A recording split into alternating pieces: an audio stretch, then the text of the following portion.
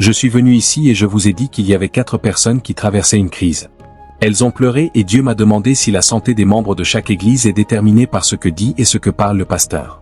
Mon travail est de vous amener au niveau supérieur de votre vie. Les choses que je dis sont le résultat de ce qu'il prévoit de faire et je parle au conseil. Tout plan stupide de l'ennemi est annulé.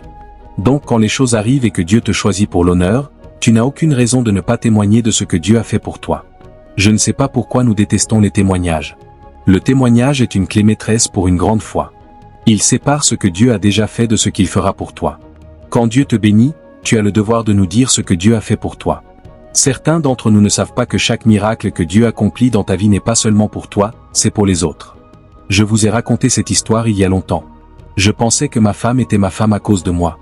1 mois après notre mariage, elle est tombée enceinte et c'était aussi le moment où je commençais normalement à jeûner 1 mois ou 2 mois.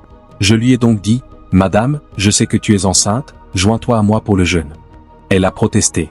J'ai essayé de la forcer. Jusqu'à ce que j'entende Dieu dire, « Oh mon ami, ce mariage n'est pas à propos de toi. Éloigne-toi d'elle. C'est à propos de moi. M'as-tu demandé un prédicateur ou une femme? J'ai dit que j'ai demandé ta femme. C'est la femme que j'ai choisie pour toi avant même que tu naisses. Chaque miracle que Dieu accomplit dans ta vie n'est pas seulement à propos de toi, c'est à propos des autres. Pouvons-nous arrêter d'être égoïstes et partager ce que Dieu a fait pour nous avec les autres? Numéro 1. Notre prochaine convention de miracle n'est pas à propos de nous mais à propos de ta famille. Si personne n'a jamais garé une voiture neuve devant la maison de ton père, tu seras le premier. Mais tu dois changer ta façon de donner.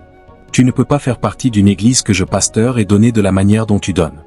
J'utilise mon argent pour servir Dieu depuis 70 ans maintenant et je n'ai jamais manqué d'argent.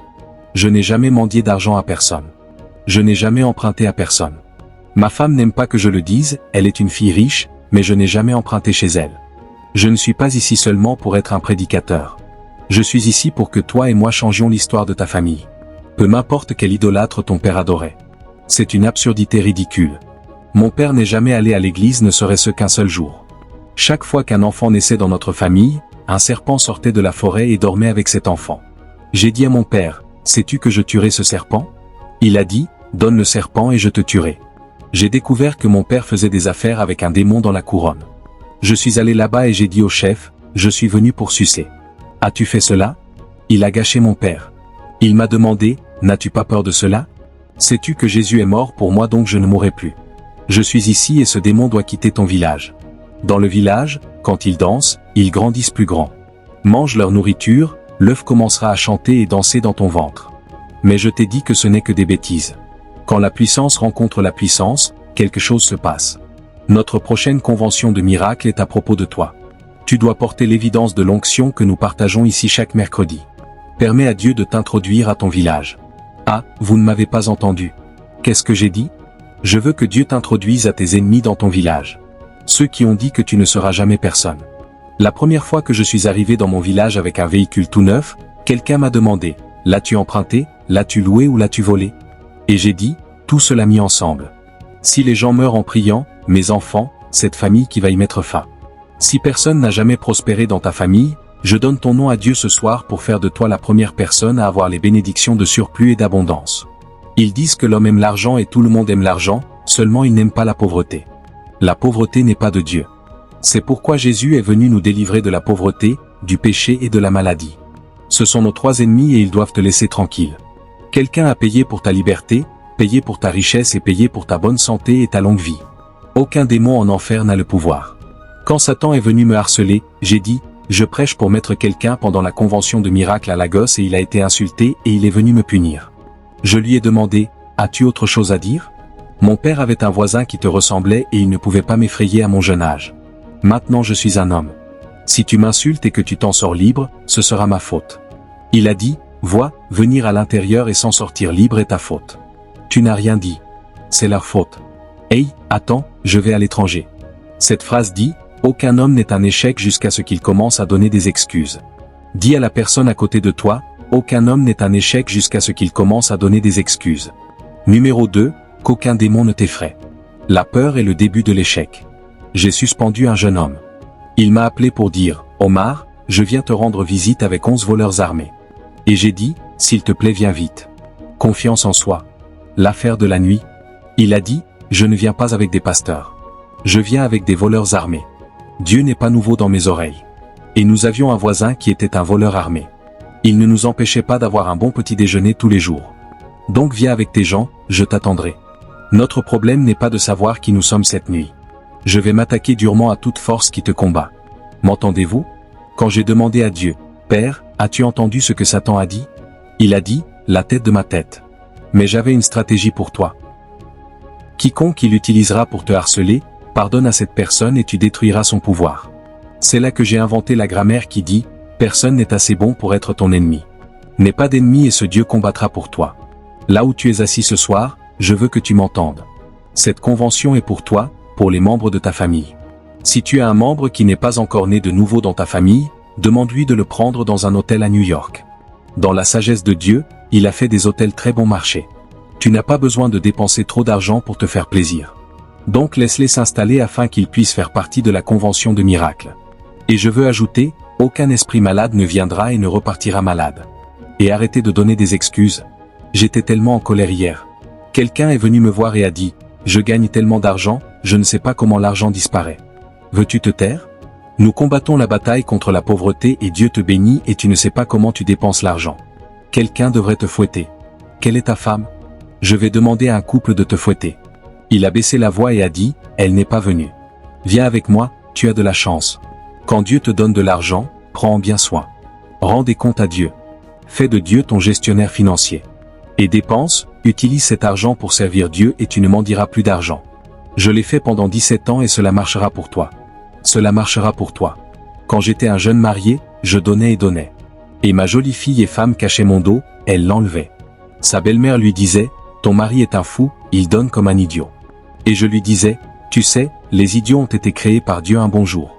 Et beaucoup d'entre nous sont des idiots, y compris toi. Elle lui demandait, qu'est-ce que tu as dit? Je la remercie, c'est une bonne fille. Elle ne m'a jamais empêché de donner. S'il vous plaît, sortez votre douleur. Je suis allé à cette chose importante maintenant. Numéro 1, chaque enfant à toi qui est incroyant est un voleur armé potentiel. Donc ne le traite pas ou elle avec condescendance. Une femme qui était autrefois membre de cette assemblée est allée faire ses affaires à Ogunja. En revenant dans un camion, une équipe de voleurs armés les a arrêtés et la première personne qui a sauté dans ce camion était son fils. Elle a crié et a appelé son nom et lui a demandé, « Es-tu un voleur armé ?» Et le jeune homme a levé le canon du fusil, visé la mère et l'a tué.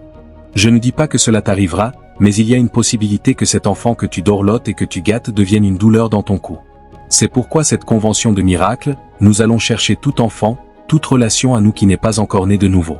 Nous sonnerons la cloche en annonçant que le temps de se repentir est venu. Tu dois m'aider à les amener à ce programme.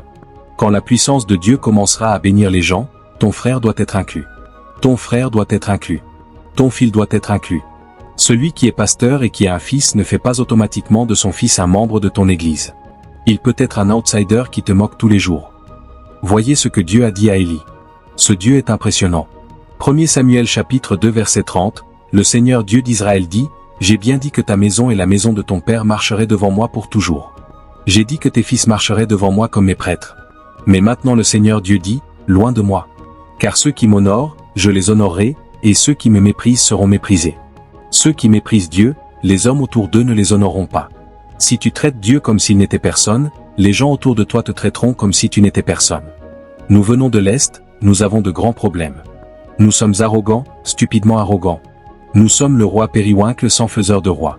Nous sommes pleins de nous-mêmes.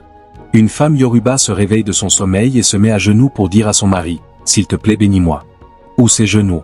Dis-moi quelle fille de l'Est fait cela devant son mari et dit, « Bénis-moi. » Est-ce fait? Ok, ne fais pas semblant d'être du Cameroun. Tu es de l'Est. Est-ce que cela arrive? Non. J'étais dans la maison du général. Il était assis par terre. Je lui ai dit, « Général, pourquoi es-tu assis par terre? Viens t'asseoir avec ton père. » Il a dit, « Révérend, cet homme est mon père. Je ne peux pas m'asseoir et prier avec lui. Il est très haut. Je suis un petit garçon. » Mais au général j'ai dit, « Ne t'inquiète pas, ils peuvent me donner ce grade. » Ok, mais par naissance cet homme est mon père. Peut-on faire cela à l'Est? Dis quelque chose. C'est ma prière que ce Dieu nous enseigne l'humilité et nous aide à le reconnaître comme Dieu. Quand j'entends qu'un homme bat sa femme, je pleure parce qu'en battant ta femme, tu bats aussi Dieu qui t'a donné cette femme. Tu ne peux pas la proposer à nouveau le matin. J'ai des rapports sexuels chaque fois le soir sans que les parents dédient cette fille à toi. Tu insultes Dieu. Tu insultes ses parents et tu insultes l'Église. Ne sois pas pressé sinon tu ne lui feras jamais confiance. Et ce que nous appelons méfiance et suspicion s'installera et ces deux sont une combinaison mortelle. Quand tu soupçonnes quelqu'un, cette personne reste suspecte. Tu verras ce qui n'existe pas dans ses yeux. Et tu ne peux pas l'aimer de tout ton cœur. Quand nous regardons de haut Dieu, oui ils se battent en retour. Frères et sœurs, c'est mon cri. Vous m'avez entendu le dire plusieurs fois. Et le seul regret que j'ai dans ma vie est d'être né dans la partie du Nigeria parce que nous sommes stupidement arrogants. Ce soir je vais vous jouer pour approcher Dieu dans une profonde humilité et le respecter et l'honorer. Laisse-le te bénir en langue. Matthieu 28 versets 18 à 20. Il y a un beau et puissant message là pour nous. Peu m'importe qui est ton frère. S'il n'est pas encore né de nouveau, cette convention est pour lui. Aide-le à s'enregistrer dans un bon hôtel à New York et aide-le à assister à ses vies beaux jours. Nous allons amener des musiciens de grande réputation, des hommes et des femmes qui nous éblouiront avec l'instrumentation et la gloire de Dieu entourera toute la ville et personne ne sera laissé derrière. Nous ne laisserons personne derrière. Si tu as une sœur qui n'est pas encore née de nouveau, dis-lui que nous l'invitons. Laisse-la s'enregistrer dans l'hôtel le moins cher de New York et ils vont lui donner quelque chose. Elle ne trouvera pas de cheveux normaux à la fin de ce programme. Elle rentrera chez elle en dansant et nous affronterons cette voix qui parle contre le progrès de ta famille. Donc elle ne parlera plus et tout ce que l'ennemi a arrêté chez tes parents, il ne l'arrêtera pas chez toi. Il ne t'arrêtera pas là. Tout ce que l'ennemi a arrêté chez mes parents, il ne m'arrêtera pas là. Il ne le fera pas. Je vivrai longtemps et je jouirai d'une bonne santé. Je jouirai d'abondance de provisions financières. Autrement tu manqueras cette bénédiction. Dieu impressionnant, par cette déclaration tu as fait écrire ton nom parmi ceux que Dieu bénira financièrement. Levez les mains rapidement. Combien d'entre vous comprennent vraiment de quoi vous parlez ? Que ce Dieu peut te bénir avec une voiture que tu n'as pas payée. Les gens disent que j'ai tellement de Jeep mais ils n'ont pas pris la peine de vérifier si je les ai payés. La plupart des gens les ont achetés pour moi. Ils m'ont donné un Range Rover qui est une mauvaise nouvelle. Cela prend 1 million pour entretenir un Range Rover. 10 millions pour changer. 610 000 pour remplacer le rétroviseur latéral.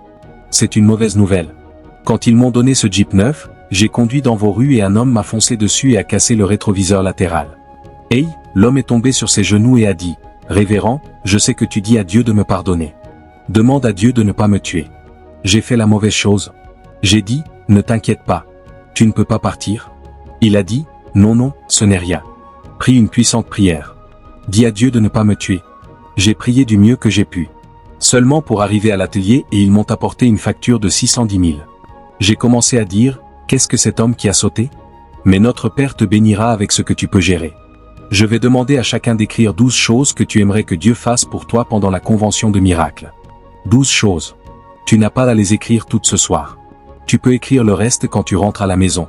Mais je veux que tu te prépares pour une visitation divine.